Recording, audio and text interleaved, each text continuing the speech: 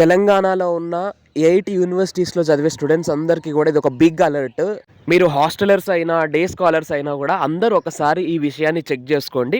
విషయం ఏంటంటే మనకు ఇప్పుడు తెలంగాణలో ఆంధ్రాలో బర్డ్ ఫ్లూ వైరస్ అనేది మొత్తం కూడా స్ప్రెడ్ అవుతూ ఉంది. H5N1 virus. సో ఈ వైరస్ ముఖ్యంగా చికెన్ కోళ్ళని ఇన్ఫెక్ట్ చేస్తుంది.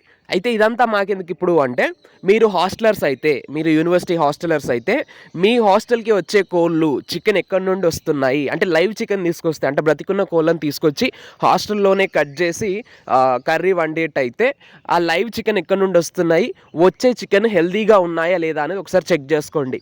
అండ్ ఇంకొకటి, చికెన్ వండేప్పుడు 70°C వద్ద 70°C దగ్గర అయితే చికెన్ని వండాలి. అది కూడా 30 minutes పాటు 70°C దగ్గర వండితే సరిపోతుంది. కానీ ఇక్కడ ఇంకో ముఖ్యమైన విషయం ఏంటి అంటే, హాస్టల్స్లో ఎక్కువ చికెన్ వండుతారు కాబట్టి, అంటే బల్క్లో వండుతారు కాబట్టి, సో చికెన్ ఒక్కొక్కసారి సరిగ్గా ఉడకకపోవచ్చు.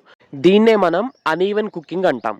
సో అన్ఈవెన్ కుకింగ్ని అవాయిడ్ చేయాలి. సో చికెన్ వండుతున్నప్పుడు ప్రతి సైడ్ అంటే బౌల్లో ప్రతి ముక్క కూడా మంచిగా ఉడికేట్టు చూసుకోవాలి. దీన్నే మనం ఈవెన్ కుకింగ్ అంటాం. సో ఇక్కడ విషయం ఏంటి అంటే, ఈ H5N1 virus avian bird flu విషయంలో మనం చేయాల్సింది ఏంటి అంటే, హెల్దీ చికెన్ వస్తున్నాయా లేదా మన హాస్టల్కి అదొకటి చెక్ చేసుకోవాలి. వచ్చిన తర్వాత సరిగ్గా వండుతున్నారా లేదా 70°C అదొకటి గుర్తుపెట్టుకోవాలి. And avoid uneven cooking. So uneven కుకింగ్ని అవాయిడ్ చేసి ఈవెన్ కుకింగ్. సో ఈవెన్గా ప్రతి వైపు ప్రతి ముక్క కూడా సరిగ్గా ఉడికేట్టుగా చూసుకోవాలి. సో ఇవన్నమాట మనం తీసుకోవాల్సిన preventive measures, precautions. So right, that's all for now. Thanks for watching. Stay tuned to our channel, Science Feeds.